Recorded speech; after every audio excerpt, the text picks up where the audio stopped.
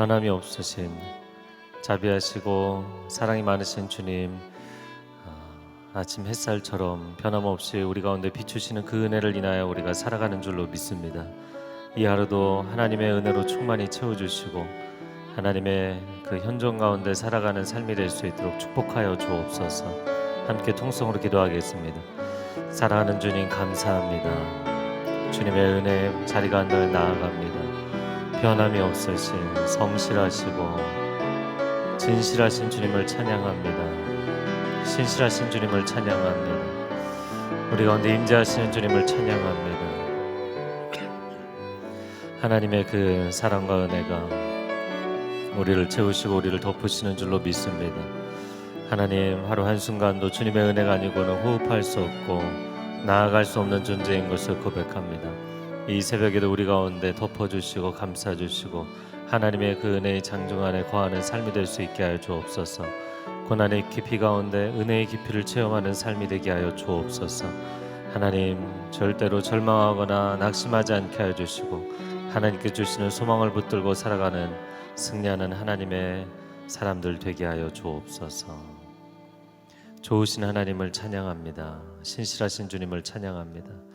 우리는 쉽게 변하지만 주님은 변치 아니하시며 주께서 우리를 향하여서 은혜와 긍휼과 자비를 베푸시는 하나님이신 것을 인하여 감사를 드립니다. 하나님, 인생의 고난의 깊이를 경험하는 사람들 은혜의 깊이를 체험할 수 있게 하여 주시옵소서. 오 주님, 아무리 깊은 절망 가운데 실패 가운데 살아갈지라도 거기서 건지시는, 넘쳐나게 하시는, 흘러가게 하시는 놀라운 압도적인 하나님의 은혜가 우리의 삶 가운데 임하게 하여 주시옵소서. 그렇게 인도하실 주께 감사드리며 예수 그리스도의 이름으로 기도합니다. 아멘. 우리 예배를 받으시는 주님께 감사와 영광의 박수 올려드리겠습니다. 할렐루야. 오늘 우리에게 주시는 말씀 함께 읽겠습니다. 요한복음 9장 13절에서 34절 말씀입니다. 제가 한 절, 여러분이 한 절 읽겠습니다. 그들은 전에 눈먼 사람이던 그를 바리새파 사람들에게 데리고 갔습니다. 예수께서 진흙을 이겨 그 사람의 눈을 뜨게 하신 날은 안식일이었습니다. 그래서 바리새파 사람들도 그가 어떻게 보게 됐는지 물었습니다. 그러자 그 사람이 대답했습니다. 예수께서 내 눈에 진흙을 바르셨는데 내가 찍고 나니 볼 수 있게 됐습니다. 몇몇 바리새파 사람들이 이 사람이 안식일을 지키지 않은 것을 보니 하나님께로부터 온 것이 아니요 라고 말하자 다른 사람들이 죄인이라면 어떻게 이런 표적을 보이겠소 하고 말했습니다. 이렇게 그들은 의견이 갈라졌습니다. 그들은 눈멀었던 사람에게 다시 물었습니다. 예수에 대해 내가 할 말이 있느냐? 그가 내 눈을 뜨게 하지 않았느냐? 그 사람이 대답했습니다. 그분은 예언자이십니다. 유대 사람들은 아직도 그가 눈먼 사람이었다가 보게 된 것을 믿지 못해 그의 부모를 불러다가 물었습니다. 이 사람이 당신의 아들이요 태어날 때부터 눈먼 사람이었다는 아들이 맞소. 그런데 지금은 어떻게 볼 수 있게 됐소? 부모가 대답했습니다. 그가 우리 아들이고 날 때부터 눈먼 사람이었다는 것을 우리가 알지만 그가 지금 어떻게 볼 수 있게 됐는지, 누가 그 눈을 뜨게 해 주었는지는 모릅니다. 그에게 물어보십시오. 그 아이가 다 컸으니 스스로 말할 수 있을 것입니다. 이렇게 말한 것은 유대 사람들이 두려웠기 때문입니다. 유대 사람들은 이미 예수를 그리스도라 인정하는 사람은 누구라도 회당에서 내쫓기로 결정했던 것입니다. 그래서 그 부모가 말하기를 그 아이가 다 컸으니 그에게 직접 물어보십시오 라고 말했던 것입니다.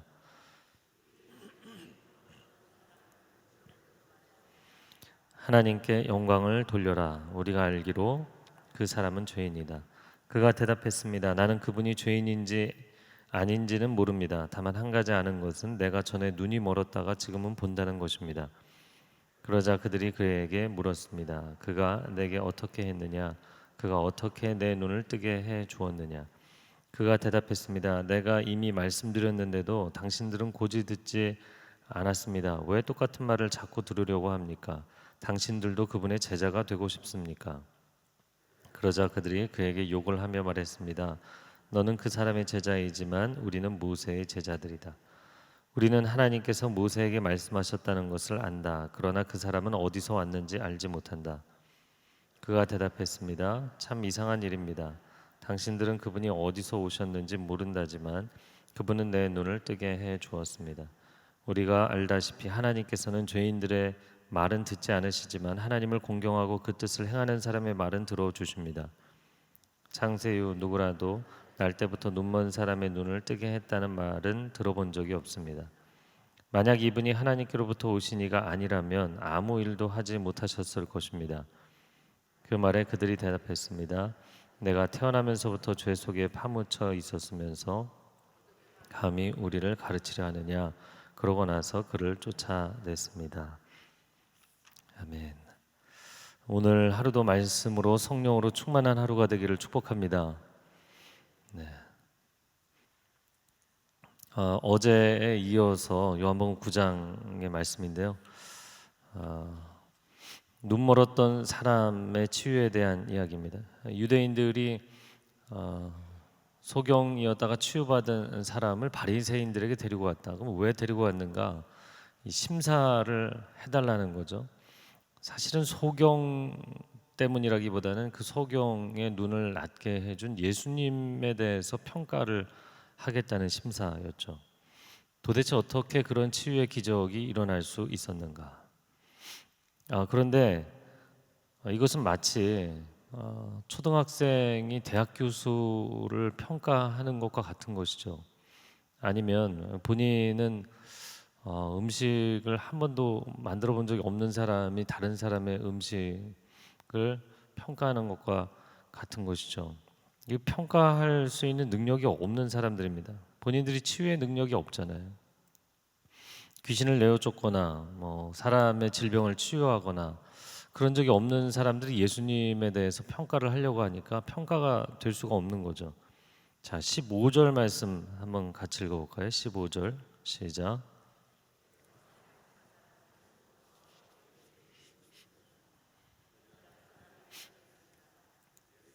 내 눈에 진흙을 바르셨는데 내가 씻고 나니 볼 수 있게 됐습니다. 자, 15절에 어떻게 동그라미를 치시겠어요? 오늘 본문에 제일 많이 나오는 표현이 어떻게입니다. 어떻게? 야, 어떻게 그럴 수 있느냐? 감탄사로 볼 수도 있겠지만 어떻게 그런 일이 의심이 더 강조될 수도 있는 표현이죠. 이들에게는 의심과 불신이 가득 차 있는 표현이 어떻게입니다. 그 어떻게 보게 됐는지 물었다. 어제 유대인들과 똑같은 질문을 바리새인들이 했어요. 이 질문을 한 것은 자신들이 모르기 때문이기도 하지만 모를 수밖에 없는 이유는 불신하기 때문이었던 것이죠. 믿지 않기 때문에. 자, 16절에 의견이 분분했다. 안식일을 지키지 않았는데 그가 어떻게 하나님의 능력으로 이 일을 했겠느냐. 또 한편에서는 죄인이라면 어떻게 이런 능력이 나타나겠느냐. 자, 평가를 맡겼는데 평가를 맡긴 바리새인들도 의견이 갈렸어요. 갈렸던 이유는 이날이 안식일이었기 때문이다. 안식일에는 노동을 하지 말라는 하나님의 명령이 있었는데 그 명령을 자기들 나름의 관습적인 규정을 만들어서 수백 가지 규정으로 예수님이 뭘 어겼냐면 예수님이 사실 그 사람을 직접 데리고 실로암 물가로 가신 것도 아니잖아요. 근데 진흙을 이겼다는 거예요. 이게 노동이라는 거예요. 눈에 발라줬다는 거예요. 그게 노동이라는 거예요. 그러니까 이게 안식일 규정을 위반한 것이다. 제가 그래서 이 부분 이렇게 생각을 해봤어요. 여러분 병원이 주말에는 진료를 안 하잖아요. 물론 응급실은 오픈하지만 응급실에 근무하는 의사나 당직 의사 외에는 일반 의료진들이 사실 출근을 안 합니다. 그러나 요즘 같은 비상 사태에는 관련자들이 굉장히 많이 나와 있는 거죠. 만약에 그러면 그런 상황에서 환자를 치료하면 그것은 치료가 아닌가? 치료는 치료인 거죠. 가끔가다 의사가 비행기 안에서나 해외에서나 비상 상황이 응급 상황이 발생할 때가 있잖아요. 그럴 때 본인의 의술을 사용해서 환자를 치료하면 치료가 아닌가? 치료죠. 그런데 때로는 법적으로는 불법이 될 수도 있는 거잖아요. 내 의사 라이선스를 한국에서 딴 거지 해외에서 딴 게 아니기 때문에 그럼 해외에서 의술 활동하면 안 되는 거거든요. 그러니까 말하자면 예수님에게 당신은 불법 의료 행위를 한 것이다. 이게 핵심인 거예요. 그러니까 이 사람을 치유했다는 기쁨이라든지 감격이라든지 감사라든지 그런 거는 전혀 없어요. 이게 그레이스, 은혜는 없고 진리의 잣대로 평가만 하고 있는 것이죠. 자, 그리고는 17절에 눈 멀었던 사람에게 다시 질문합니다. 그러나 궁금증은 있지만 해답에 결국에 이르지 못하는 이유가 뭘까요? 예수님이 답이라고 생각하지 않기 때문에, 아니 그렇게 아예 확신을 갖고 있기 때문에. 18절에 부모를 불러다가 질문합니다. 그리고 19절에 또 마지막 줄에 보면 어떻게 볼 수 있게 됐소? 어떻게? 부모에게 질문한 것도 결국에는 믿지 않기 때문에 본인들이 원하는 반대 증거를 찾으려고 하는 생각 때문인 것이죠. 야, 어떻게 이런 일이 있는가? 그래서 부모가 모른다고 대답을 했어요. 22절에 보면 두려웠기 때문이다. 예수를 인정하는 사람은 그들의 신앙 공동체. 근데 오늘날 뭐 이슬람교도 마찬가지지만 사실 종교적인 메인 라인에서 핵심에서 벗어나면 아예 그냥 직장도 잃고 공동체에서 쫓겨나고 그러잖아요. 그러니까 회당에서 쫓겨나는다는 것은 그들의 삶의 자리에서 완전히 쫓겨나는 거죠. 공동체에서. 그게 두려웠기 때문에 부모는 우리는 모른다. 다 장성했으니까 내 아들한테 직접 물어봐라 그랬어요.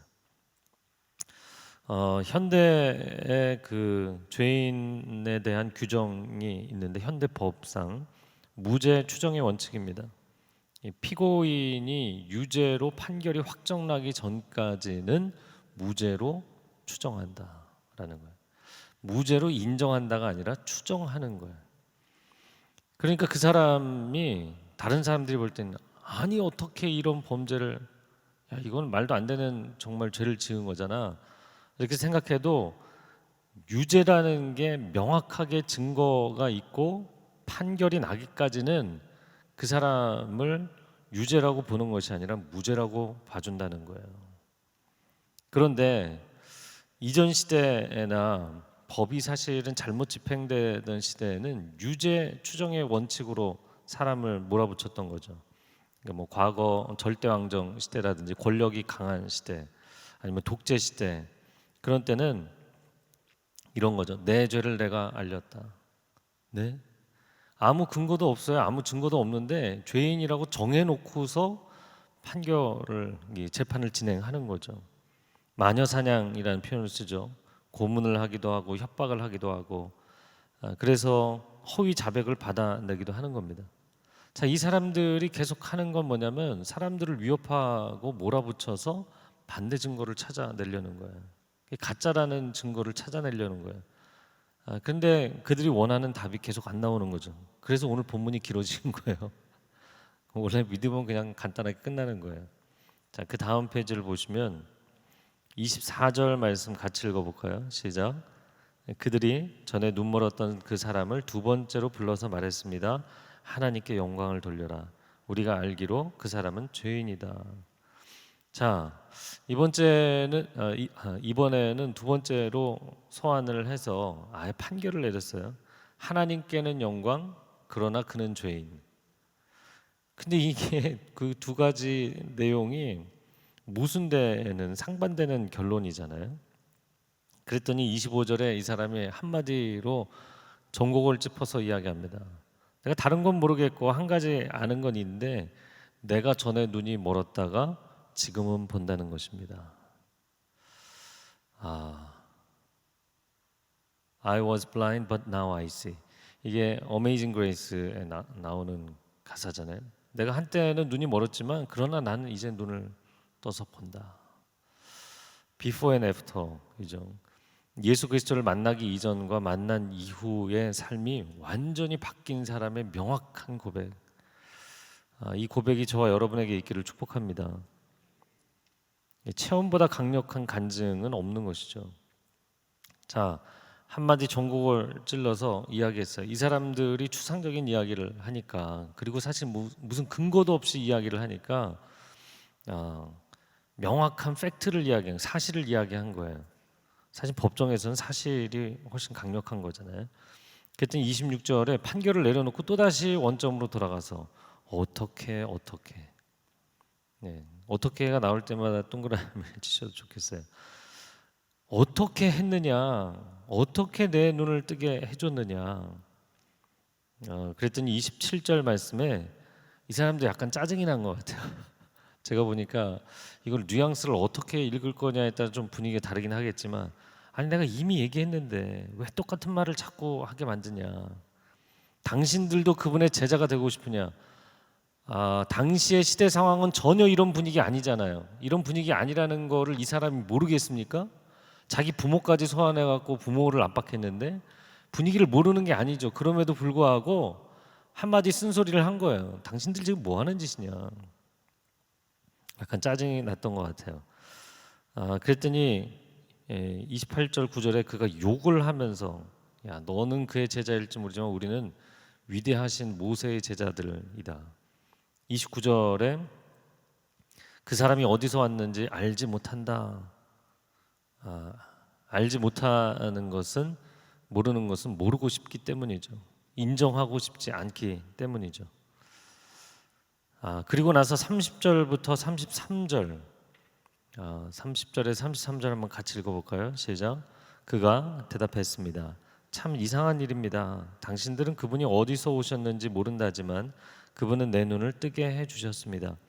우리가 알다시피 하나님께서는 죄인들의 말은 듣지 않으시지만 하나님을 공경하고 그 뜻을 행하는 사람의 말은 들어주십니다.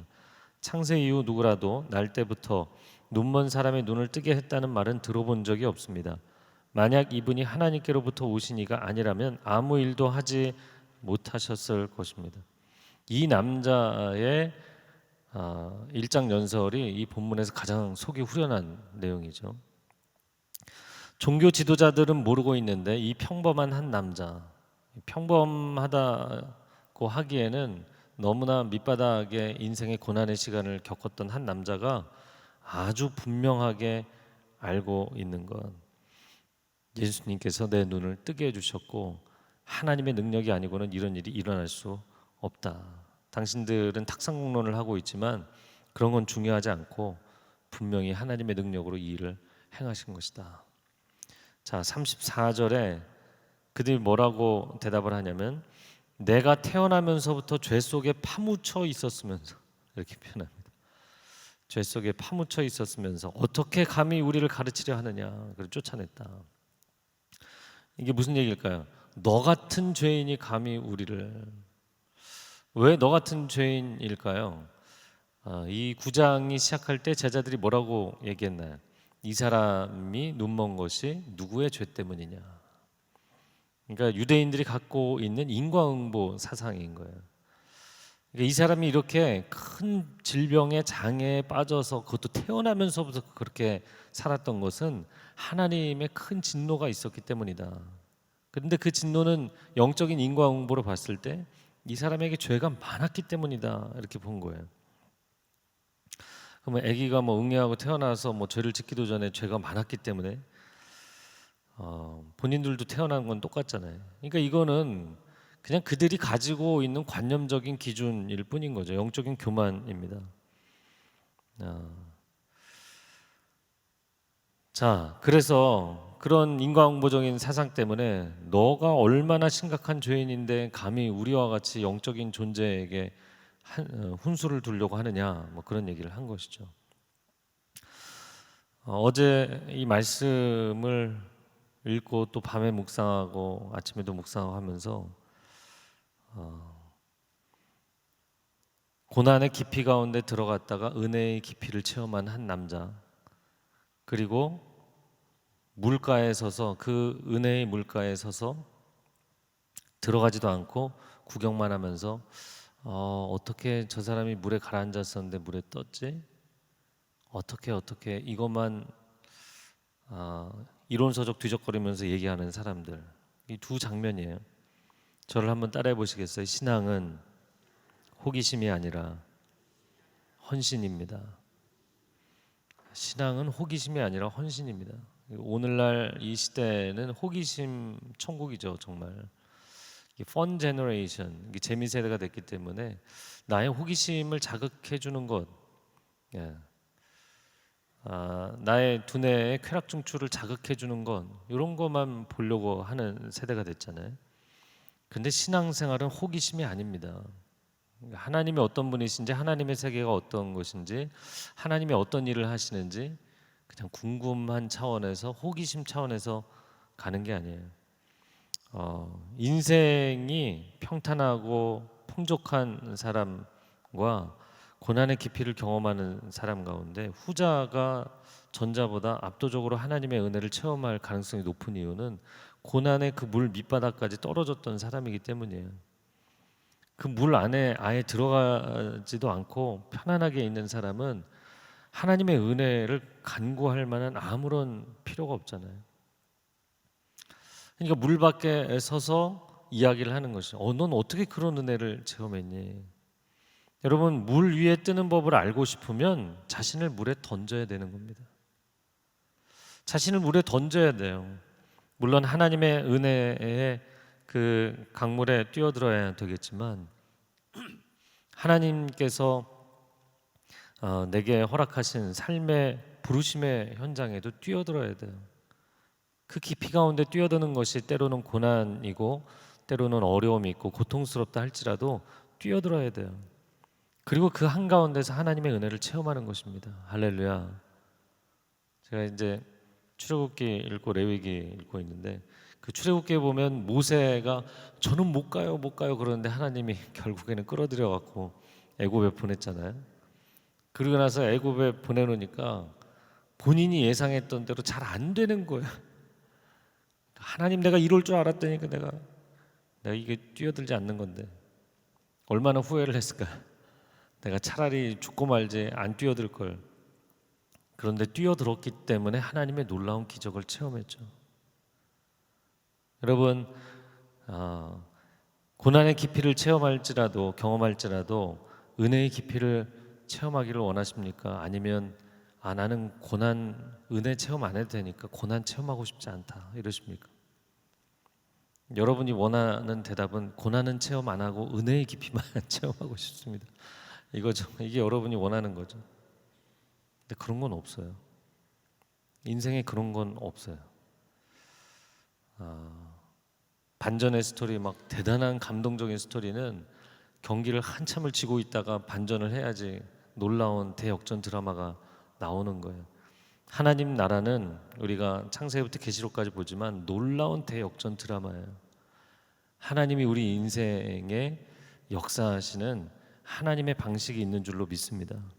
그래서 나중된 자가 먼저 되고, 아니 이 똑똑하고 이 고위층의 인사들은 모르는데 이 밑바닥 인생을 체험한 사람은 주님의 은혜를 체험하고 놀랍도록 간증하는 것입니다. 할렐루야. 관전하는 인생이 될 것인가, 아니면 출애기를 정말 땀을 쏟으며 숨이 찬데도 달려가는 경주자의 인생을 살 것인가, 다른 사람에 대해서 품평하고 비평하는 인생을 살 것인가. 물론 비평가는 세상에 필요합니다. 그러나 품평하는 인생으로만 살 것이냐, 삶의 현장에 뛰어들어서 사는 인생이 될 것이냐. 어떻게가 계속 나왔잖아요. 그 어떻게라는 것을 다른 말로 표현하자면 방법론이죠. 방법론. 어떻게 살 것인가, 이것도 굉장히 요즘은 진지한 질문이 됐어요. 인생을 어떻게 살 것이냐. 그런데 재테크를 어떻게 할 것이냐, 어떻게 하면 건강하게 살 것이냐, 어떻게 하면 재밌게 살 것이냐. 사실 방법론이 인생을 구원해 주거나 인생의 본질을 책임져 주진 않아요. 그것보다는 존재론과 목적론이 필요한 겁니다. Who am I? 나는 누구인가? 이 사람은 자기를 누구라고 깨달았나요? 나는 소경이고, 나는 저주받은 인생이고, 나는 버려진 인생이고, 그게 자기 정체성이었는데 하나님 나를 버리지 않으셨어요. 나는 하나님께 도움을 받은 인생이고, 나는 예수님이 치유해 주신 인생이고, 나는 변화된 인생이고. 할렐루야. 자기 존재론이 딱 바뀌니까 그 다음에는 목적론이 바뀌는 거죠. 그렇게 저들이 위협을 해도 나는 나를 치유해 주신 예수님 증거하기 위해 살겠다. 그러니까 예수의 증인이 되잖아요. 이게 인생의 목적론이죠. 자, 존재론이 명확해야 목적론이 나오는 거예요. 내 존재가 분명해야만 나 죽여도 좋다, 목에 칼이 돌아도 좋다, 나는 나를 치유해 주신 예수님을 증거하며 살겠다. 할렐루야. 우리의 삶 가운데 이런 놀라운 반전의 승리가 있게 되기를 축복합니다. 이 시간 기도하겠습니다. 기도할 때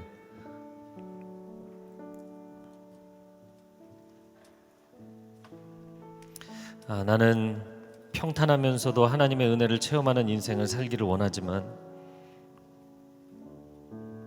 하나님, 굳이 한쪽 길을 선택해야 된다면 하나님의 은혜를 전혀 모르고 그냥 평탄한 인생이 아니라 내가 한계를 경험하고 결핍을 경험하고 고난을 경험할지라도 하나님의 도우시는 은혜를 체험하기를 원합니다.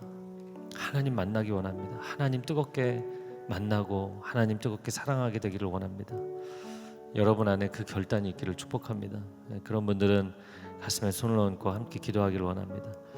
주님 저를 만나주시고 저의 인생을 건져주시고 내가 나를 부르신 그 삶의 현장 가운데 도망가지 않겠습니다. 다른 곳으로 숨지 않겠습니다. 다른 것으로 해결하려고 하지 않겠습니다. 나를 부르신 그 자리로 물속 깊이로 들어가야 된다면 들어가겠습니다. 그러나 내가 빠져갈 때 주님이 건져주시는 것을 체험하기를 원합니다. 주님께서 나를 회복하시는 것을 체험하기를 원합니다. 평생에 이것을 간증하는 삶이 되기를 원합니다.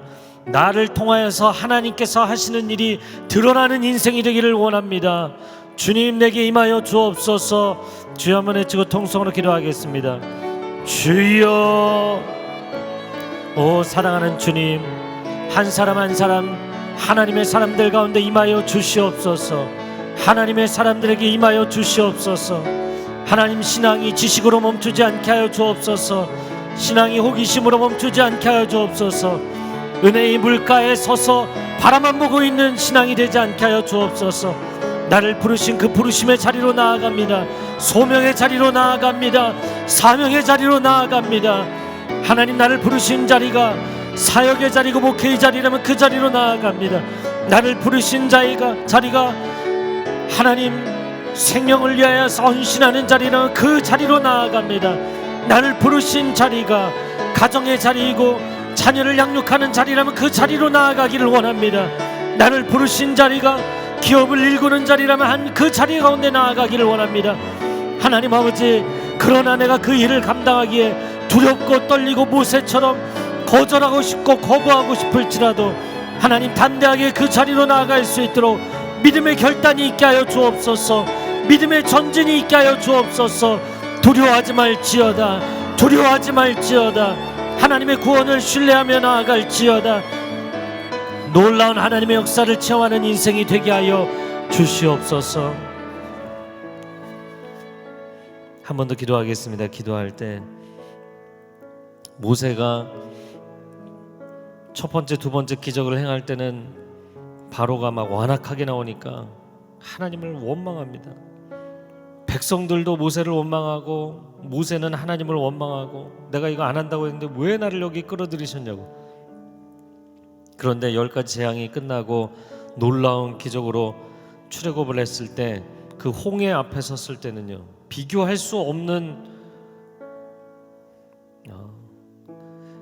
정말 고난의 상황 가운데 처해 있는 것인데도 모세가 담대해졌어요.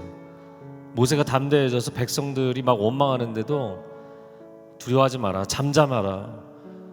오늘날 가만히 있어 하나님이 너희를 구원하시는 하나님이 되시는 것을 보라. 선포합니다. 할렐루야.